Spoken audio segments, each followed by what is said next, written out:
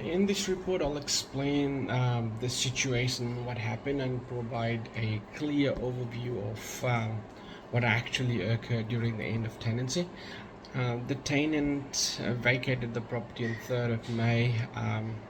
And following this, we carried out a exit inspection using the original entry condition report along with routine inspection report and other supporting photos and videos to compare the property's condition at current and at the start of the tenancy.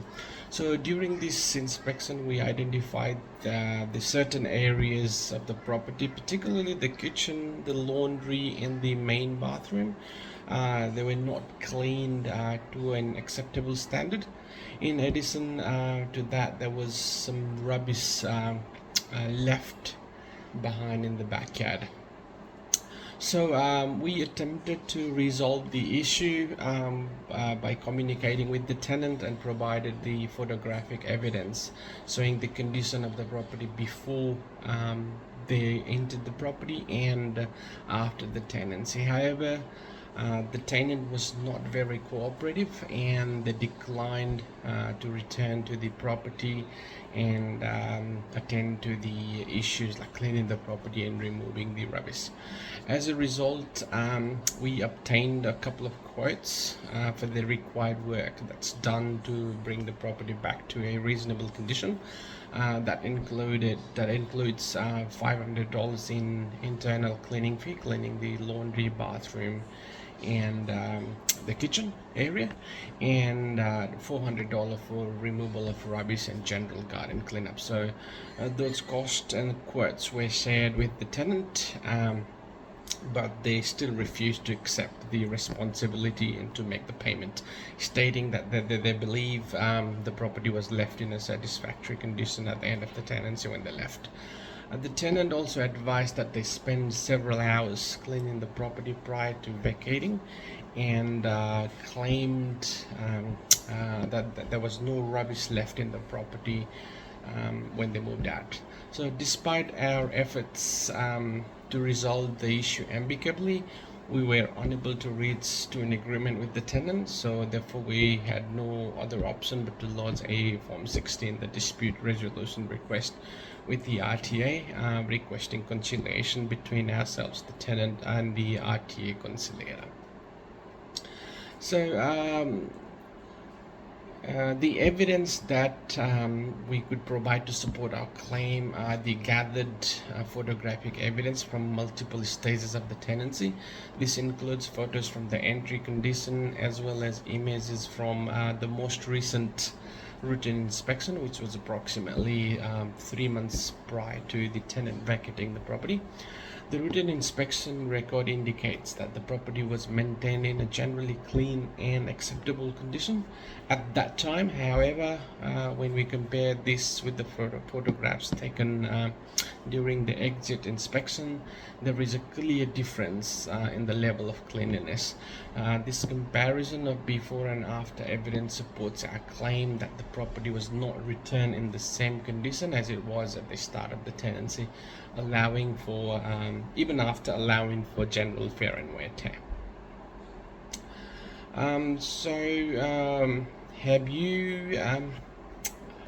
Have you provided the evidence to the tenant? Yes, the evidence was provided to the tenant. We shared the relevant photographs and inspection report to clearly demonstrate the condition of the property at both the start of the tenancy and at the end of the tenancy. However, despite being presented with the evidence, the tenant does not accept their responsibility for the cleaning issue or the removal of rubbish from the property. They said they've maintained the property well and they're not responsible for the issue. And they said they're not liable for the additional cost of the cleaning the property and removal of rubbish.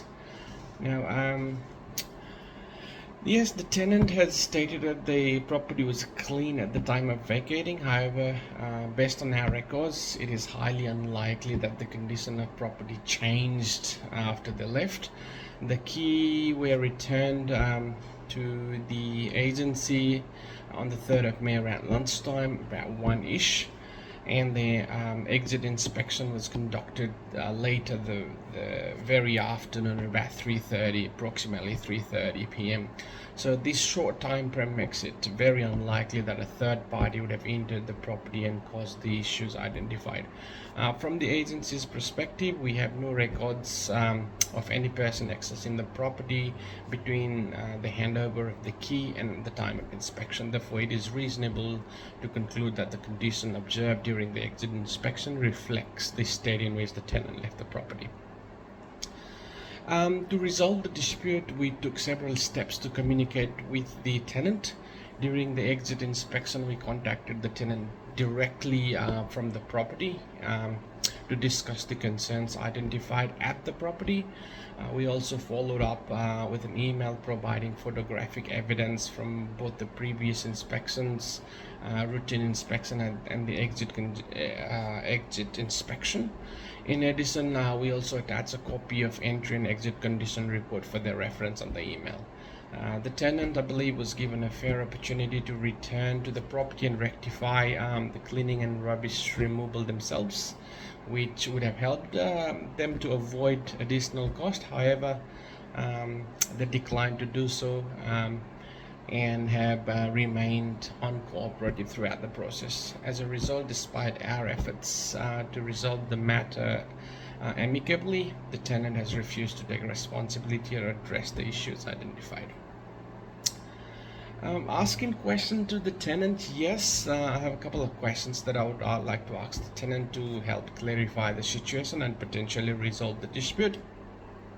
Firstly, I would like to ask whether they're willing to contribute either fully or partially towards the cost of rectifying the issue identified. Also, when I say issues identified, the removal of rubbish and cleaning the kitchen, main bath, and the laundry. Secondly, I would like to clarify whether anyone assisted them during the move out process, and if so, whether it is possible that person have returned to the property after they've vacated. These questions are generally aimed at better understanding the situation and exploring any opportunity to reach a mutual agreement. The landlord's desired outcome for the property is to return the property in a satisfactory condition, specifically ensuring that the internal areas are professionally clean and the rubbish is removed from the backyard. Alternatively, the landlord is open to a compromise in order to resolve the matter. In this case, the landlord would be willing to cover the cost of rubbish removal provided the tenant agrees to pay for the internal cleaning of the property. I believe this approach allows for some flexibility and aims to reach a fair and reasonable resolution for both parties. To be honest, I feel quite disappointed with the outcome proposed by the tenant. It is unfortunate that they are willing not to cooperate or engage in a negotiation. It is also concerning that the tenants are not taking any responsibilities for their actions and have not returned the property in the same condition it was at the start of the tenancy, particularly in relation to cleaning and removing the rubbish. Talking about how we would like the issue to be resolved, we want to achieve the best possible outcome, obviously for our client on behalf of our landlord client. Ideally, the tenant would take this responsibility and pay the full cost associated with rectifying the issues, which include $500 for the internal cleaning and $400 for the rubbish removal. But as an alternative solution, the landlord is willing to cover $400 for the rubbish removal or do it himself if the tenant agrees to pay $500 for the internal cleaning. This approach provides a fair, practical, and equitable resolution for both parties.